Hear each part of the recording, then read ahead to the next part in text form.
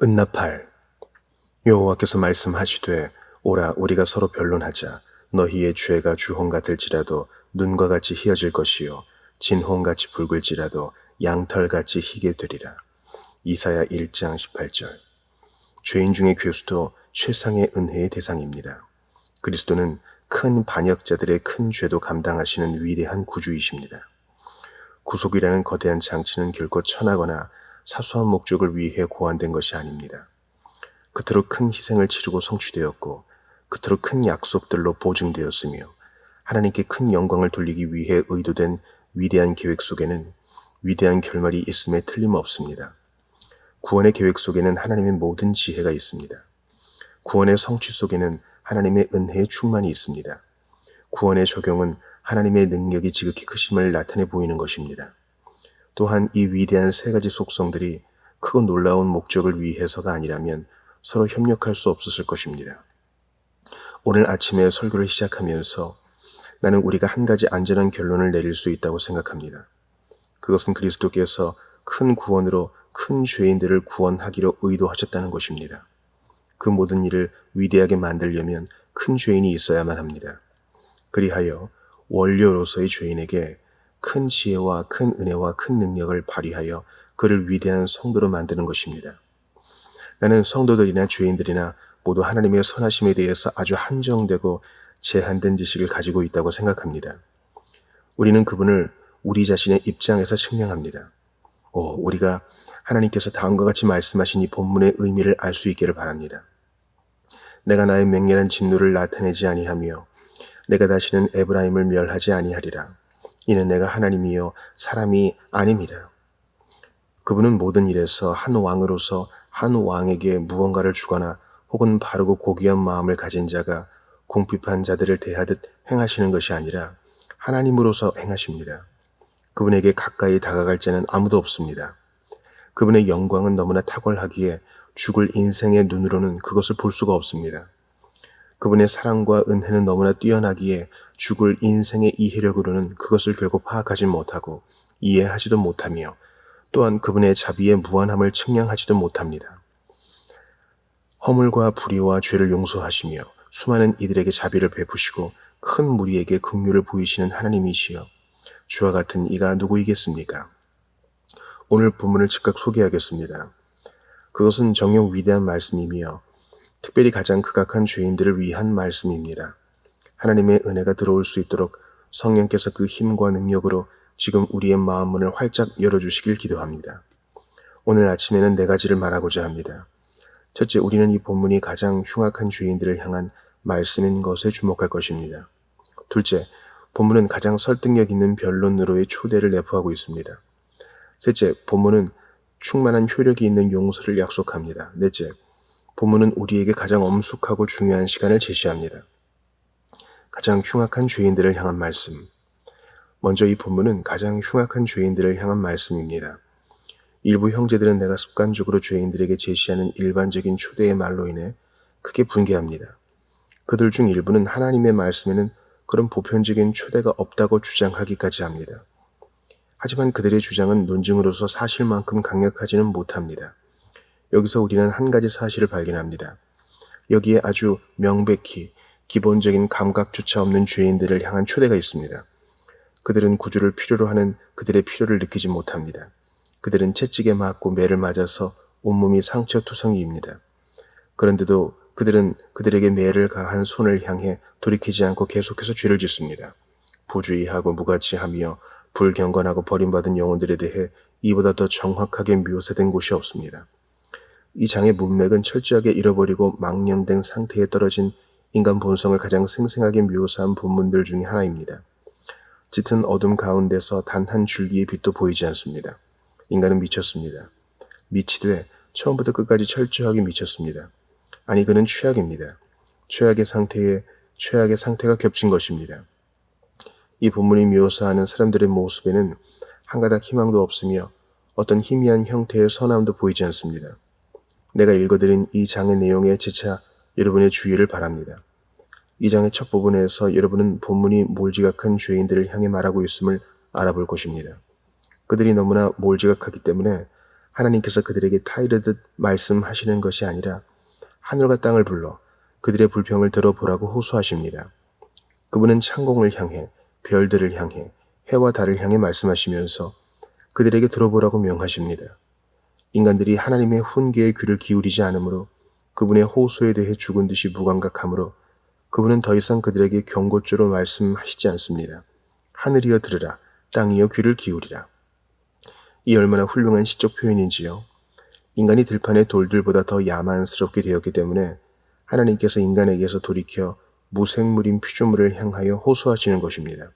하지만 그런 와중에도 이러한 초대가 주어집니다. 여호와께서 말씀하시되 오라 우리가 서로 변론하자. 다음으로 여러분은 이 본문이 감사치 않는 죄인들에게 주어진 말씀인 것을 즉시 알아볼 것입니다. 내가 자식을 양육하였거늘 그들이 나를 거역하였도다.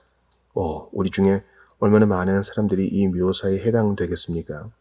하나님께서는 일찍이 우리가 어린 시절부터 우리에게 선하셨습니다. 우리는 경건의 무릎 위에 올려져 귀여움을 받았고 성길의 침상에 뉘어 잠이 들었습니다. 하나님께서 우리의 필요들을 공급해 주셨습니다. 우리는 노예로 태어나지 않았고 기우뚱거리는 헛간에서 태어나지도 않았습니다. 우리 인생의 여명기에 그분의 자비로운 보살핌의 해가 떠올랐습니다. 하지만 우리가 어린 시절에 어떻게 죄를 범했고 또 성인이 된 이후로도 어떻게 그분의 사랑의 훈계들을 거역하였으며 심지어 그리스도의 피와 하나님의 영을 거스르며 지내왔던가요? 우리는 그분의 은혜들을 잊었습니다. 우리는 가시체를 뒷발질하듯 공공연히 반항했습니다. 우리는 섭리의 은총들을 우리 죄의 보조 도구로 삼았고 그분의 은혜의 선물들을 우리 죄악의 구실로 삼았습니다. 오늘 이곳에 있는 우리 가운데 많은 사람들이 선하시고 오래 참으시고 너그러우셨던 하나님께 대해 배은망덕하게 지내왔습니다. 하지만 그런 자들에게 이 본문이 말하고 있습니다. 오라 우리가 서로 변론하자. 3절을 읽으면 여러분은 또한 이 본문이 짐승보다 나쁜 사람들에게 주어지는 말씀임을 볼 수 있을 것입니다. 우리는 종종 짐승을 비난합니다. 우리는 어떤 사람에 대해 짐승처럼 취했다고 말합니다. 나는 짐승들이 술에 취하는지를 모르겠습니다. 때로는 어떤 사람이 아주 천박한 악에 빠질 때 우리는 그가 짐승 같은 죄를 지었다고 말합니다. 질문하겠습니다. 그 말이 올바른 표현입니까? 짐승들이 어떻게 죄를 짓습니까? 그들은 목을 들이우고 사람이 씌워주는 멍에를 매지 않습니까? 사람은 그들에게 마치 신과 같은 존재가 아닙니까? 그들이 하나님이 인간에게 말씀하신 이 법에 대해 논쟁하던가요? 땅의 모든 짐승과 바다의 물고기와 하늘의 새들을 다스리라. 만약 우리가 짐승들이 인간에게 복종하는 만큼의 절반이라도 하나님께 복종한다면 우리에게 있는 죄는 매우 적어질 것입니다. 인간은 그 양심에 있어서 그들이 짐승들보다 더 못하다고 느껴야 합니다. 그들은 소가 그 주인을 섬기는 것만큼도 하나님을 섬기지 않았습니다. 그들은 어리석은 당나귀가 그 여물통을 인식하는 것만큼도 그분에 대해 인식하지 못했습니다. 만약 어떤 말이 일어나지 않고 우리를 해치려고만 한다면 우리들 중 어느 누구도 그 말을 20년 동안이나 키우려 하지 않을 것입니다.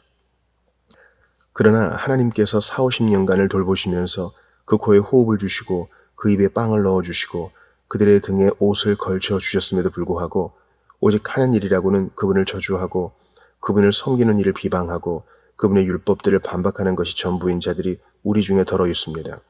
그러한 자들에게 이렇게 말씀하시다니 그분은 정녕 오래 참으시는 하나님이십니다. 여호와께서 말씀하시되 오라 우리가 서로 변론하자. 어떤 사람은 성경에 이런 본문이 있는 것을 보고 놀랄 것입니다. 하지만 그 놀람은 여러분이 이 본문이 누구를 향한 것인지를 이해할 때 더욱 커질 것입니다. 본문이 말하는 대상은 바로 짐승보다 더 낮은 수준에 있는 사람들입니다. 내 사랑하는 친구들이여, 하나님을 경외하는 여러분이여, 너무 바빠서 구원받을 수 없는 자들이 있다는 생각일랑 하지 마십시오. 저 불량배들과 저 매춘부들과 저 술주정꾼들과 저 버림받은 자들에게로 가십시오. 하나님께서 소와 당나귀보다 악한 사람들을 초대하신다면 여러분 역시 그들을 초대할 수 있습니다. 그 초대가 받아들여질 것이라는 소망을 가지고 그들이 구원받을 수 있다는 소망을 가지고 그렇게 하십시오. 죄의 거름더미에서 하나님의 보호자로 옮겨진 사람들이 얼마나 많은지요. 반대로 바리새인의 자리에서 별이 반짝이는 하늘로 들려 올려간 자들은 얼마나 적은지요. 이 장을 반복해서 보십시오. 그러면 이 본문에서 묘사하는 사람들의 모습이 훨씬 더 자세하고 생생해질 것입니다. 14절을 볼 때 그들은 죄의 짐을 가득 실은 자들임이 드러납니다. 한 사람이 짐으로 무겁게 눌릴 때 그는 조금도 앞으로 나아가지 못합니다. 이 사람들에게 죄가 잔뜩 올려져 있습니다. 죄의 무게로 짓눌려져 그들이 옴짝달싹하지를 못합니다. 그들의 죄가 그들 본성의 일부가 되었습니다. 마치 깊이 스며든 물감처럼 죄가 지워지지 않습니다. 설령 그들이 그리스도에게로 가기를 추구해도 그들의 죄가 발에 묶인 사슬과도 같습니다. 그들에게 어떤 선한 생각들이 생겨나도 오랜 악의 습관들이 곧 갓 태어난 유아들을 살해하듯 그 생각들을 없애버립니다. 그들은 죄악의 무거운 짐을 지고 있습니다. 그들은 이렇게 말합니다. 내가 어떻게 더 좋아질 수 있을까? 내가 어떻게 달라질 수 있을까? 죄가 내게는 방해물과 족쇄가 되었으니 내가 움직일 수도 없고 빠져나갈 수도 없구나. 하지만 이런 사람들에게도 하나님이 말씀하십니다. 오라, 우리가 서로 변론하자. 죄가 단지 본성일 뿐 아니라 제2의 본성이 되는 것은 무서운 일입니다. 죄의 행위가 죄의 습관을 키웁니다. 그 쇠그물에 얽힌 사람은 자기 힘으로 빠져나올 수가 없습니다. 하지만 이런 자에게 많은 정욕에 묶이고 노예처럼 손과 발에 쇠사슬이 단단하게 치어진 이런 자에게도 복음의 말씀이 임합니다. 여호와께서 말씀하시되 오라 우리가 서로 변론하자. 더 나아가서 그들은 단지 그들 자신이 죄의 짐을 지는 사람들일 뿐 아니라 죄를 가르치는 선생들이기도 했습니다. 행위가 부패한 자식이로다. 차른옥이 말한 것처럼 그들은 부패의 본보기가 되어 서로를 부패시켰으니 마치 썩은 사과들이 그 가까이에 있는 성한 사과들을 상하게 하는 것과 같았습니다. 나는 가는 곳마다 역병과 죽음을 퍼뜨리는 자들을 알고 있습니다. 거의 모든 마을에서와 큰 촌락 및 도시의 모든 사회에는 마치 그 담당 구역에서의 악마의 화신으로 보이는 어떤 사람이 있다는 것을 나는 보아왔습니다. 젊은이들에게 술 마시는 것과 욕하는 것과 방탕한 행동을 가르치는 사람입니다. 마치 사탄이 그 특정한 지역에서 자신의 암흑의 무리를 살피도록 배치해 둔 인물 같습니다. 그는 마치 손에 큰 지팡이를 든 일종의 목자와도 같아서 젊은이들을 위험한 초장에 누이고 해로운 물가로 인도합니다. 그런 사람이 지금 여기에도 있을 수 있습니다.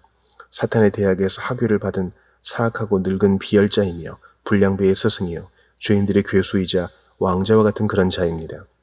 하지만 오늘의 이 말씀은 바로 그런 자에게도 주어집니다. 당신의 손은 어린 영혼들의 피로 물들었습니다. 당신은 지금까지 지옥의 집을 운영해 왔습니다.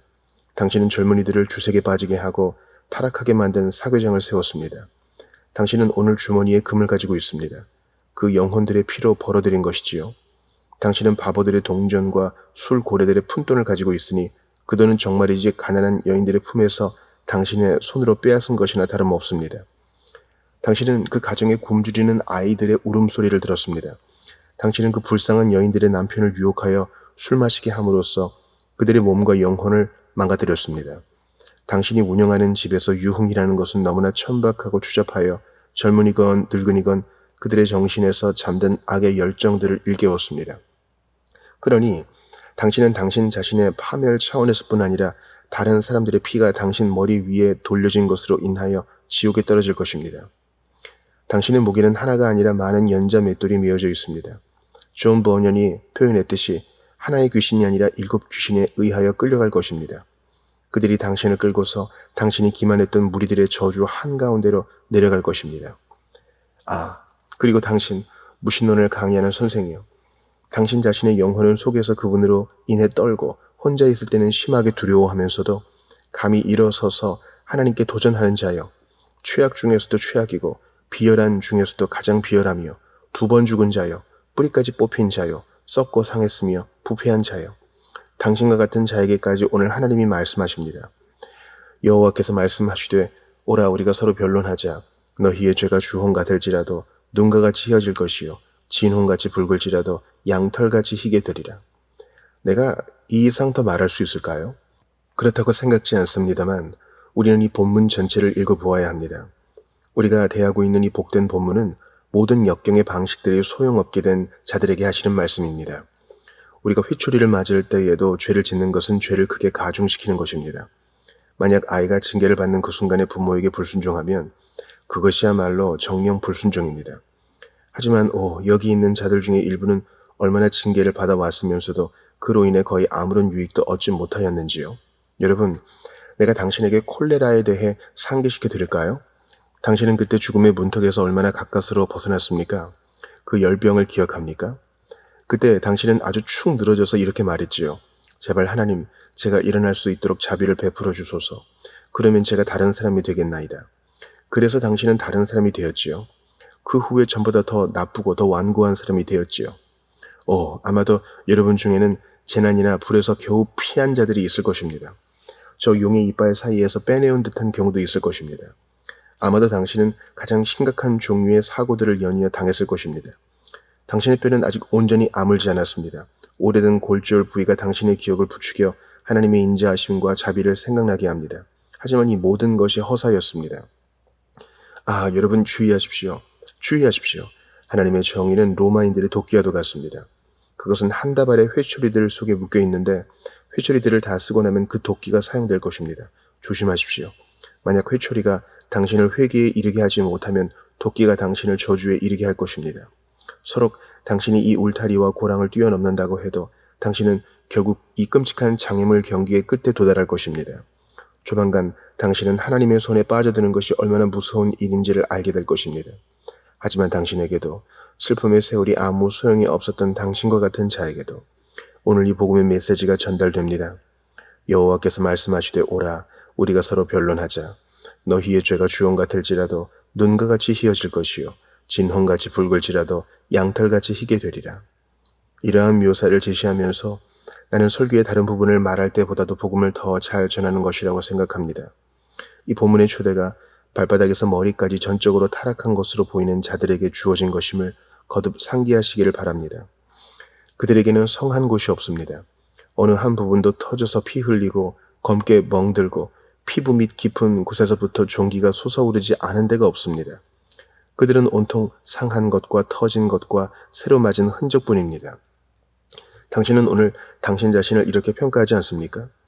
당신은 너무나 악하여서 어떻게 감히 하나님의 백성들이 모이는 곳에 올 수 있는지 스스로 놀랄 정도가 아닙니까?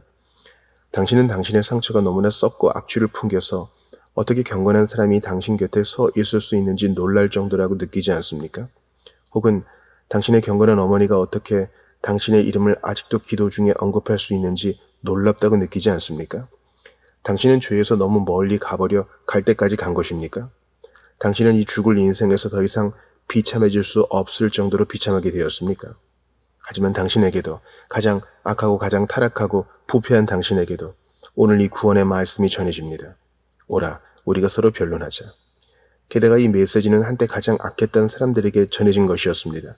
하나님께서 소돔과 고모라로 칭하셨던 이들에게 보내신 말씀이니까요. 소돔의 죄가 얼마나 무서운 것이었습니까? 우리는 그것을 언급하고 싶지도 않습니다. 고모라의 정욕은 또 얼마나 끔찍하였습니까? 정숙한 사람의 귀는 그것을 들을 수 없을 정도입니다. 수치를 모르는 혀도 감히 말하기 어려울 정도입니다. 그들의 죄는 하늘에 사무칠 정도였습니다. 그것은 지상에서는 부패요, 하늘에는 악취였습니다. 하지만 그러한 자들에게 오늘 복음의 초대장이 보내어집니다. 너희 소돔의 관원들아, 너희 고모라의 백성아, 오라, 우리가 서로 변론하자. 그들은 그들의 종교 자체가 하나님께 가증스러운 사람들이었습니다.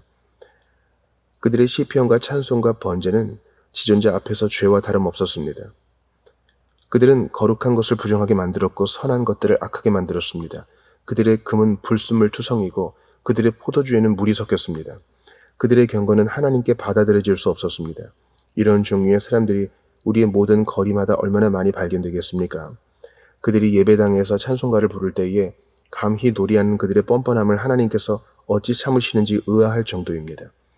그들이 일어서서 기도할 때 그들의 위선으로 인해 그 자리에서 쓰러져 죽지 않을까 두려울 정도입니다.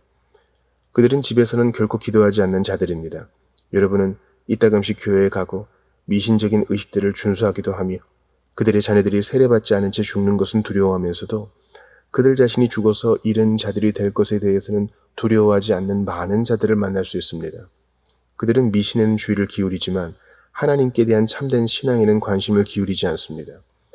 주일에는 결코 교회에 가지 않으면서도 돌아오는 성금요일에는 얼마나 많은 사람들이 교회에 갈까요? 성금요일이란 사람의 규례인데 그들은 그것에 관심을 가집니다. 하지만 그들은 하나님이 제정하신 안식일을 무시합니다. 또한 교황주의자들 가운데는 금요일에는 고기를 먹지 않는 자들이 많습니다. 하지만 그들은 목요일에 몰래 고기를 먹지요. 그들의 기도서에 붉게 인쇄된 규정은 한순간도 감히 어기려 하지 않는 자들이 하나님의 법을 어기고 하나님이 그들에게 금하신 모든 것을 행하는 것에 아무런 거리낌이 없으며 또 그분이 하라고 명하신 것을 하지 않은 채 내버려 둡니다. 하지만 그런 자들에게 종교가 하나의 거짓말과 같고 신앙 고백이 하나의 위선이며 경건을 추구한다는 것이 단지 이득을 쫓는 하나의 구실에 지나지 않는 그런 자들에게도 이 복음이 전해집니다. 오라, 우리가 서로 변론하자. 나는 오늘 큰 그물을 가졌습니다. 우리 모두가 그 그물망에 걸리기를 바랍니다. 이 초대로부터 제외될 수 있는 사람은 오늘 우리 중에 아무도 없습니다. 저기 가련한 영혼, 용서받을 수 없는 죄를 범한 것 때문에 바들바들 떨고 있는 자에게도 예외가 아닙니다. 스스로 제외시키는 자를 제외하고는 아무도 제외되지 않는다네. 학식 있고 예절 바른 자들이나 무지하고 거친 자들을 모두 환영합니다. 너희가 회개하여 각각 세례를 받으라고 베드로가 말했습니다. 존 버년이 표현했듯이 그 무리 가운데 한 사람이 일어나서 이렇게 말했을 것입니다. 하지만 저는 그분을 십자가에서 죽게 하는데 일조했습니다. 너희가 회개하여 각각 세례를 받으라. 하지만 나는 그분의 손에 못을 박았습니다. 라고 한 사람이 말합니다. 너희가 각각이라고 베드로는 말합니다. 하지만 나는 그분의 옆구리를 창으로 찔렀습니다. 하고 다른 사람이 말합니다. 역시 너희가 각각이라고 베드로가 말합니다. 하지만 나는 혀끝으로 볼을 부풀리고서 그분을 조롱했습니다. 벌거벗은 그분을 노려보면서 내가 만일 하나님의 아들이거든 십자가에서 내려오라고 말했습니다. 너희가 각각이라고 베드로는 말합니다. 나는 우리의 칼빈주의자 형제들 중에서 많은 이들에 대해 큰 슬픔을 느낍니다. 유감스러운 말이지만 그들은 칼빈주의에 대해 알지 못합니다. 어떤 사람도 칼빈처럼 그를 추종한다고 고백하는 자들에 의해 희화화된 경우는 없습니다. 그들 중에 많은 이들이 너희가 회개하여 각각 세례를 받으라는 베드로의 말을 본문으로 설교하기를 두려워합니다. 내가 그렇게 하면 그는 건전하지 못해라고 말합니다. 만약에 내가 이 점에서 건전하지 못하다면 모든 청교도들이 내 편에 서 있습니다. 거의 단 한 사람의 예외도 없이 그들 전체가 내 편에 서 있습니다. 존 버년은 선도에서 예루살렘의 죄인들을 향해 설교합니다. 그리고 여러분이 알다시피 죄인 중의 괴수, 최상의 은혜의 대상들이라는 책을 쓴 차라녹이 그 뒤를 따릅니다. 하지만 나는 그에 대해서는 그다지 신경 쓰지 않습니다. 나는 주님께서 모든 종류의 죄인들을 향한 내 호소에 복을 주셨음을 압니다. 내가 값없이 주시는 은혜의 초청들을 이 책에서 발견하는 한 어느 누구도 나를 막지 못합니다. 나는 이 아침에 베드로와 더불어 이 큰 회중을 향해 외칩니다. 너희가 회개하여 각각 예수 그리스도의 이름으로 세례를 받으라. 이 약속은 너희와 너희 자녀와 모든 먼 데 사람 곧 주 우리 하나님이 얼마든지 부르시는 자들에게 하신 것이라. 나는 이 본문을 이런 방향으로 이해했으며 이 초대가 어떤 사람들을 향한 것인지를 밝히려고 시도했습니다. 가장 설득력 있는 변론. 둘째로 본문은 우리에게 가장 설득력 있는 변론을 제시합니다. 하나님께서 오늘 아침에 여러분과 변론하시기를 바랍니다.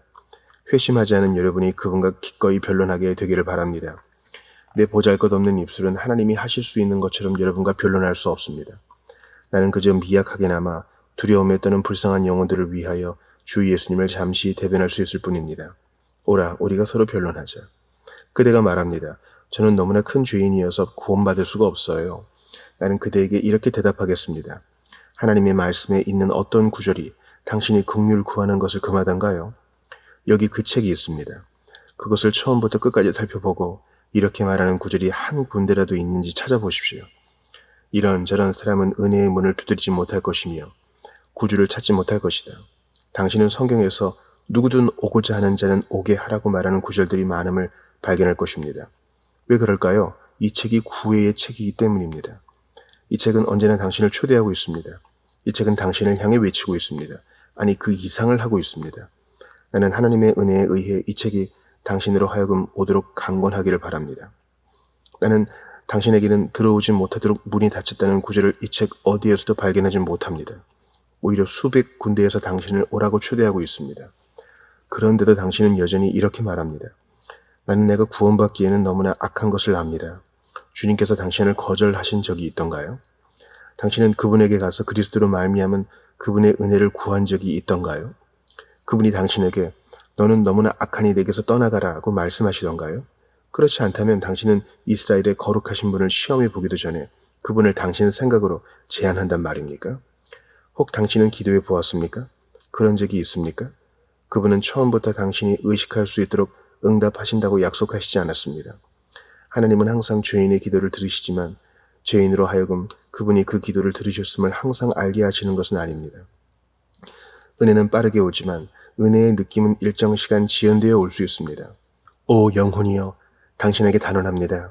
어떤 죄인이라도 하나님을 찾을 때에 그가 만일 그리스도를 통하여 하나님을 찾았다면 하나님께 거절당한 경우가 없습니다. 나는 당신에게 다시 한번 묻고 싶습니다. 지옥에 저주받은 자들 중에서 그리스도의 피가 구원할 수 없었기 때문에 그곳으로 가게 된 자가 하나라도 있는 줄 압니까? 당신은 그렇게 생각합니까? 그들에게 물어보겠습니까? 아, 선생들이여, 지옥에 있는 자들 중에서 내가 여기에 오게 된 것은 하나님의 실수입니다 라고 말할 수 있는 자가 하나라도 있다면 고문의 고통에서 면제될 수 있을 것입니다. 하지만 지옥에 있는 어떤 영혼도 죄를 회개한 적이 없습니다. 그곳에 있는 영혼들 중에서 그리스도를 통하여 긍휼을 구했던 영혼은 하나도 없습니다. 만약 그대가 구주를 찾으면서도 멸망할 수 있다면 당신이 첫 번째일 것입니다. 하지만 그런 일은 있을 수 없습니다. 자, 영혼이여, 이 책에는 당신을 거부하는 구절이 없으므로 오십시오. 주님은 결코 당신이 오는 것을 거절하신 적이 없으므로 오십시오. 그분에게 구원하실 능력이 부족하여 잃어버린 자가 없으므로 오십시오. 오라고 나는 당신에게 호소합니다. 하지만 이러한 변론이 당신에게 충분하지 않다면 당신 스스로 소망의 울타리 밖에 머무르면서 나는 무가치합니다. 나는 무가치합니다 라고 말하기 때문에 그러하다면 당신에게 몇 가지 생각을 더 제시하겠습니다. 우리 주님께서 이 세상에 오셨을 때 왜 그분은 죄 있는 여인들의 계보에서 태어나기로 선택하셨을까요? 그런 여인들의 이름이 그리스도의 조상들로서 언급된다는 것은 놀랍습니다. 아마도 한 가지 예외는 있지만 그들은 가장 천한 신분에 속할 것입니다. 시아버지와 근친 상간을 한 다말이 있습니다. 기생 라합이 있고 가늠한 여인인 바세바가 있습니다. 하지만 그리스도는 그들의 후손으로 태어나셨습니다. 왜 이런 탁한 물줄기가 그리스도께서 오시는 물줄기에 뒤섞였을까요? 아, 영혼이여, 분명 그것은 그분이 죄인들을 위한 구주이심을 당신에게 보이기 위해서였습니다. 분명 그분이 천한 자 중에서도 가장 천한 자들을 붙드시려고 의도하신 것이 아니라면 이런 일은 결코 일어나지 않았을 것입니다. 하지만 다시 보십시오. 예수님께서 이 땅에 계실 때에 어떤 일을 하셨습니까? 그분이 어릴 때 어디로 옮겨가셔야 했습니까? 사람들이 부추와 마늘과 양파와 같은 잡동사니들을 섬기던 곳인 애굽이었습니다. 이는 애굽으로부터 내 아들을 불렀다 하신 말씀을 이루기 위함이었습니다. 그분이 어디에서 복음 전하기를 시작하셨습니까? 바로 갈릴리 해변이었습니다. 그곳에서 흑암에 앉았던 백성이 큰 빛을 보았습니다. 그분이 줄곧 교제하셨던 이들이 누구입니까? 그분이 한때 바리새인의 집에 가신 적이 있지만 얼마나 자주 그분이 세리와 죄인들의 친구가 되셨습니까? 또한 그분을 따랐던 자들, 그들은 또 얼마나 특이한 종류의 사람들입니까? 그들 중에서 원하는 대로 아무나 한 명을 골라보십시오. 아마도 그가 이전에 어떤 인물이었는지 말할 내용이 별로 없을 것입니다. 그들은 갈릴리 호수의 어부 출신들이었고 거칠고 세련되지 못한 자들이었습니다. 그분을 부인했던 베드로가 있습니다. 7 귀신이 나갔던 막달라 마리아가 있습니다. 한때 죄인이었던 다른 여인도 있습니다. 그분이 하늘로 올라가신 후에 회심시키셨던 사람이 누구라고 생각합니까? 성경에는 그리스도께서 승천하신 후에 그분에 의해 개인적으로 회심한 사람의 경우가 단 한 번 있습니다. 그 사람은 바로 저 잔혹한 다소의 바울이었습니다. 그는 미친 듯이 하나님의 백성들을 박해했고 제자들을 잡기 위해 다메섹으로 가고 있었습니다. 그 죄인 중의 괴수가 이런 외침을 듣습니다. 사울아 사울아 내가 어찌하여 나를 박해하느냐. 예수님이 죽으실 때 무슨 일을 하셨습니까? 그분이 한 강도를, 악한 강도를, 세상에서 가장 천하고 찌개 같은 사람을 구원하시지 않았던가요? 그분이 오늘 내가 나와 함께 낙원에 있으리라 고 말씀하시지 않았던가요? 아, 영혼들이여, 내 주님께서는 언제나 그분을 필요로 하는 곳으로 죄인들의 괴수들 가운데로 찾아가셨습니다. 또 당신은 그분의 가르침을 알고 있습니다. 그것은 가장 비천한 사람들을 위한 가르침이었습니다. 자, 잔치의 비유를 보십시오. 길과 산 울타리가로 나가라. 울타리 옆에 있는 사람들을 데려오라. 울타리가에서 죽어가면서 흰천을 찾고 있는 자들을 데려오라. 가서 머리 둘 곳이 없는 자들을 찾으라. 더럽고 누추하며 그보다 더 심한 자들에게로 가서 그들에게 잔치에 오라고 전하라 하는 것입니다. 제 후에 아들들이 아니요 위대하거나 선한 자들도 아니며 눈먼 자들과 저는 자들과 누구든지 만나는 자들마다 그들을 혼인잔치에 오도록 전하라는 것입니다. 왜 그럴까요? 그분이 어둠에 빛을 주시고 천한 자들에게 복을 주시고 죽은 자들에게 생명을, 잃은 자들에게 구원을 주시기 위함입니다. 이제 당신은 이에 대해서 무슨 말을 하겠습니까? 나로서는 이러한 변론이 당신으로 하여금 이런 결론에 이르게 해야 한다고 생각합니다. 저 은혜로우신 왕께 나아가리라. 그분의 홀은 자비를 베푸시니 아마도 내게 접촉을 허용하시고 탄원하는 나에게 살라고 명하시리라. 혹 내가 나아가서 죽을 수도 있겠지만 시도해보기로 나는 결심하였네. 내가 만일 멀리 떨어져 있으면 영원히 죽을 것을 알기 때문이라네. 하지만 왕을 뵙기를 시도하다가 은혜를 구하다가 죽은들 어떠리. 그것은 죄인으로서 죽는 것과는 다르니 그것이 내게는 즐거운 생각이라네. 하지만 나는 아직 내 변론을 끝내지 않았습니다. 여전히 낭망한 채로 이렇게 말하는 영혼들이 있기 때문입니다. 물론 그렇긴 합니다. 하나님께서는 크고 기이한 일들을 행하실 수 있지요. 하지만 저야말로 모든 것 중에서도 가장 기이한 인물이랍니다. 죄인이여 여기를 보십시오. 구원에 있어서 하나님의 목적 중에 하나는 그분 자신을 영화롭게 하는 것입니다. 이것이 여호와의 기념이 되며 영영한 표징이 되어 끊어지지 아니하리라. 의사가 어떻게 명성을 얻습니까? 못에 긁힌 상처를 치료함으로써 얻는 것이 아닙니다. 사람의 손가락이 조금 베인 것을 낫게 함으로써 얻는 것도 아닙니다. 보통의 나이든 여인에도 그 정도의 일은 할 수 있습니다. 그것은 나쁜 질병을 통해서 고칠 수 없다고 여겨지는 것들에 의해서입니다. 다른 모든 사람들이 포기했던 한 사람을 치료하면 곧바로 그 의사는 자신이 거둔 큰 성공을 신문에 선전합니다. 어떠한 환자는 모든 치료 방법을 동원해 보아도 허사였고 모든 병원에서 그를 포기하였지만 마침내 내가 그를 고쳤습니다. 내 사랑하는 친구여, 만일 당신이 영적으로 그런 사람이라면 당신은 하나님의 손에 의해 그분의 은혜의 영광을 드러내기에 안성맞춤입니다. 위대한 기술자들이 어떤 일을 하는지를 보십시오. 한 사람이 적당하고 단단하고 자갈이 깔려 있으며 모든 것이 평평한 지대에 철로를 깝니다. 그러면 당신은 누구라도 그 일을 할 수 있다고 말하겠지요. 하지만 스티븐슨이 차트모스, 즉 무슨 물질이든 거기에 놓이는 것마다 삼켜버려 보이지 않게 하는 늪지대를 가로질러 철도를 건설하고 마침내 그 늪지대를 가로질러 완성된 철도가 모습을 드러내었을 때 모든 사람이 말했습니다. 이 얼마나 놀라운 일이냐. 또한 브루넬 씨가 행한 놀라운 일을 보십시오. 그는 언제나 불가능해 보이는 것들을 시도하기를 좋아했고 그 일들을 해냈습니다. 모든 사람들을 깜짝 놀라게 할 만한 일들을 그는 시도했고 성취했습니다. 아마도 우리는 그 일에 소비된 비용을 보고 흠을 잡으려 할 것입니다. 하지만 이 경우에 우리에게는 결코 그 재원이 바닥나지 않는 하나님이 계십니다. 그분은 무한한 보고를 가지고 계시며 전적으로 불가능한 일들을 시도하기를 좋아하시고 그 일들을 해내심으로써 사람들과 천사들 모두에게 그분이 얼마나 놀라운 일들을 행하실 수 있는지를 나타내 보이십니다. 아, 불쌍한 죄인이여. 만일 당신이 악한 자 중에서도 가장 악한 자라면 내 생각에는 당신이야말로 하나님의 은혜를 더 잘 드러나게 할 수 있습니다. 나는 다시 존 버년을 인용하지 않을 수 없습니다. 그의 저작 예루살렘 구원받은 죄인에서 그는 다음과 같이 말합니다.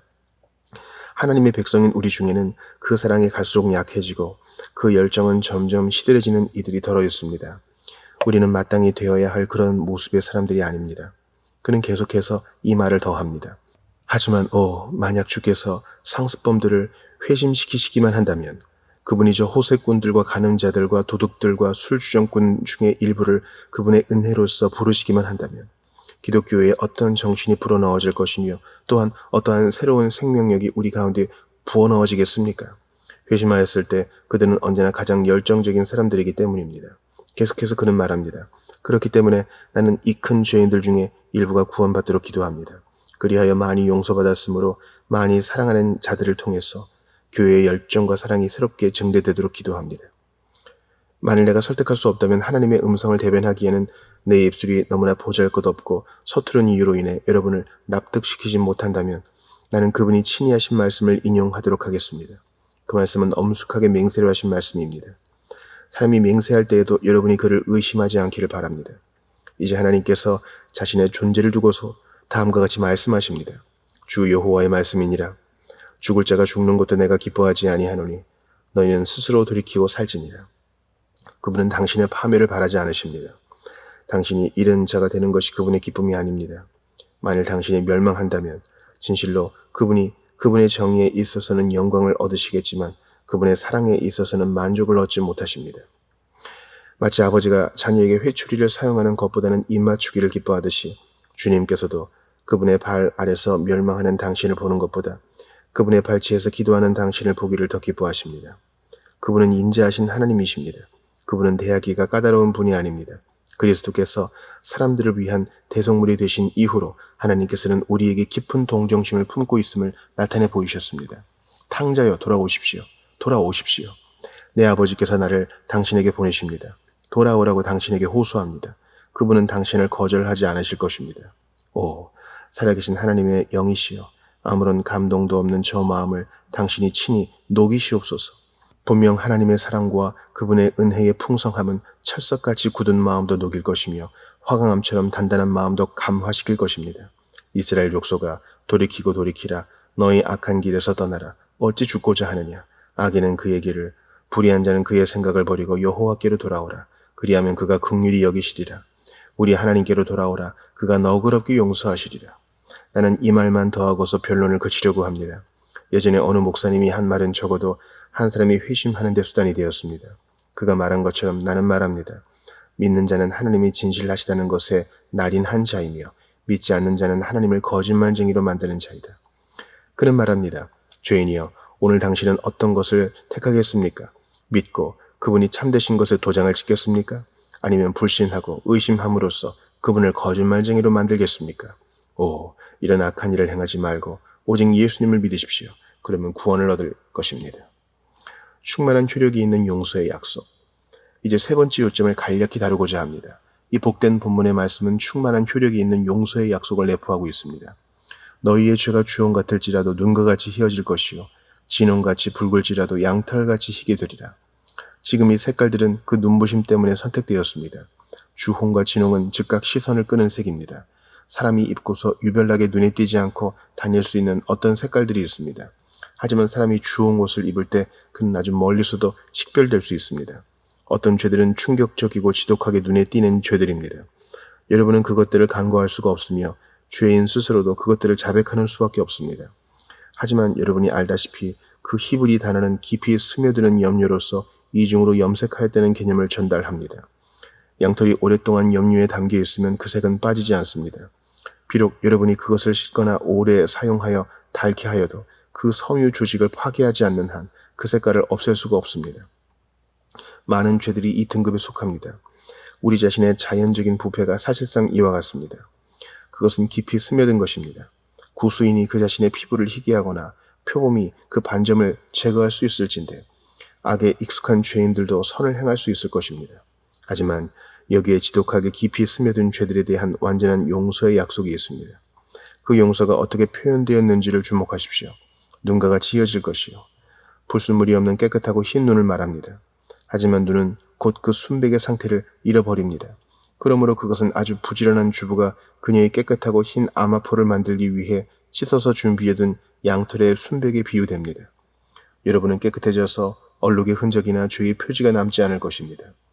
사람이 그리스도를 믿을 때 그는 바로 그 순간에 하나님이 보시기에는 마치 그의 일생 동안 결코 죄를 짓지 않은 자와도 같습니다. 아니, 나는 그 이상으로 말하겠습니다. 그는 바로 그날에 결코 죄를 짓지 않았던 것보다 더 나은 상태에 있습니다. 만약 그가 결코 죄를 짓지 않았다면 그는 사람이 완벽한 의의를 가졌을 것입니다. 하지만 믿음으로써 그는 그리스도 안에 있는 하나님의 의를 얻습니다. 한때 우리는 외투를 가졌었지만 빼앗기고 말았습니다. 우리가 믿을 때에 그리스도께서 우리에게 한 의복을 주시는데 그것이 훨씬 더 좋은 것입니다.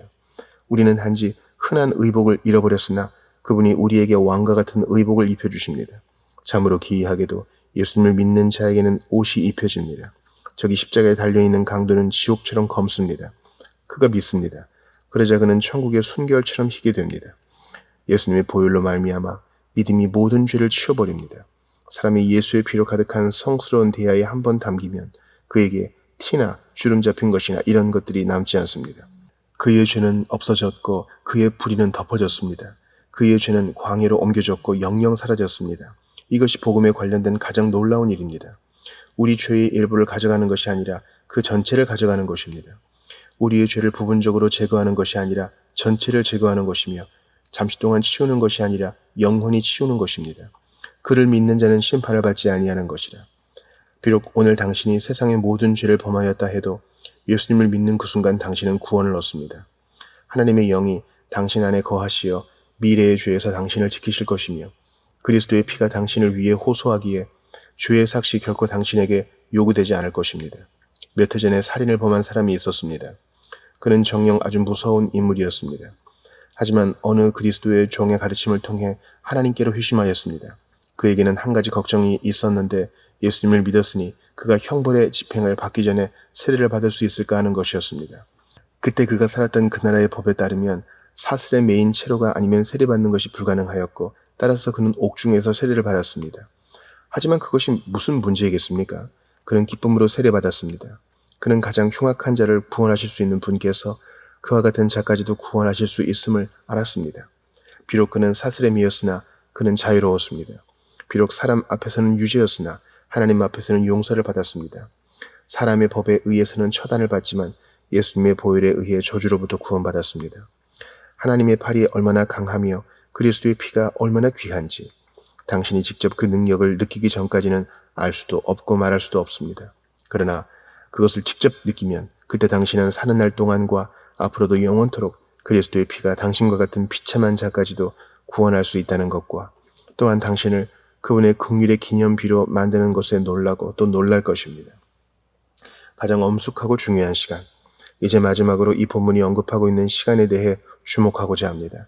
그 시간은 가장 엄숙하고 중요한 시간입니다. 여호와께서 말씀하시되 오라 우리가 서로 변론하자. 지금 오라고 하십니다. 당신은 충분히 오래도록 죄를 지어왔습니다. 왜 당신은 더 지체하여 마음을 더 완고하게 하려는 것입니까? 지금 오십시오. 지금보다 더 좋은 때는 없습니다. 만일 당신이 더 좋아질 때까지 지체한다면 당신은 결코 오지 못할 것입니다. 지금 오십시오. 당신은 다시는 이런 권고를 듣지 못할 수도 있습니다. 마음이 오늘보다 더 부드러워지는 때는 다시 오지 않을 수도 있습니다. 지금 오십시오. 다른 사람의 눈이 당신을 위해 눈물을 흘리거나 다른 사람의 마음이 당신을 위해 고민하며 애쓰는 때는 다시 오지 않을 수도 있습니다. 지금 오십시오. 지금입니다. 이 세상에서 내일 어떻게 될지 당신은 알 수가 없습니다. 사망이 당신에게 도장을 찍고 한 번 더러웠던 사람이 영원히 더러운 채로 남을 수도 있습니다. 지금 오십시오. 내일 당신의 마음은 돌보다 더 굳을 것이고 하나님이 당신을 내버려 두실지 모르기 때문입니다. 지금 오십시오. 지금이 하나님의 때이며 내일은 마귀의 때입니다. 오늘날 너희가 그의 음성을 듣거든 광야에서 시험하던 날에 거역하던 것 같이 너희 마음을 완고하게 하지 말라. 거기서 너희 열조가 나를 시험하여 증험하고 40년 동안에 나의 행사를 보았느니라. 지금 오십시오. 왜 행복해지기를 미루는 것입니까? 당신은 당신의 결혼식도 미룰 것입니까? 당신은 용서받고 구원받는 때를 미루려 합니까? 지금 오십시오. 여호와의 마음이 당신을 위하여 불붙는 것 같습니다. 당신 아버지께서 멀리 떨어져 있는 당신을 바라보시고 당신을 맞으러 달려가십니다. 지금 오십시오. 교회가 당신을 위해 기도하고 있습니다. 지금은 부흥의 때입니다. 목사들이 열심을 내고 있습니다. 하나님의 백성들이 더욱 간절합니다. 지금 오십시오. 대수롭지 않게 여기고 때를 잃어버리면 때는 다시 돌아오지 않습니다. 지금 오십시오. 죽을 인생이여, 죽을 인간이여, 당신의 종말이 가까웠습니다. 여호와께서 이렇게 말씀하십니다. 너는 집을 정리하라. 내가 죽고 살지 못하리라. 내가 이 일을 행하리니 너는 너의 행위를 살피라. 지금 오십시오. 이 초대가 받아들여지도록 할 힘이 내게 있다면 좋겠습니다. 하지만 그것은 주님의 손에 달려있음이 틀림없습니다. 하지만 만일 어떤 애태우는 마음이 그 일을 할 수 있다면 나는 여러분에게 얼마나 간절히 호소하고 싶은지요. 죄인이여, 지옥이 당신이 오래 지내야 할 정도로 그렇게 즐거운 곳입니까? 천국이 당신이 잃어버려도 좋을 만큼 그렇게 보잘것없는 곳입니까? 뭐라고요? 하나님의 진노가 당신 머리 위에 있음에도 그것을 애써 피해야 할 이유가 없단 말입니까? 뭐라고요? 완벽한 용서가 얻을 가치가 없단 말입니까? 그리스도의 보혈이 무가치하단 말입니까? 구주께서 죽으신 것이 당신에게 아무 일도 아니란 말입니까? 사람이여, 당신은 정녕 바보입니까? 당신은 미쳤습니까? 만약 당신이 바보짓을 해야 한다면 당신의 금과 은을 가지고 장난을 치더라도 당신의 영혼을 가지고는 그리 하지 마십시오.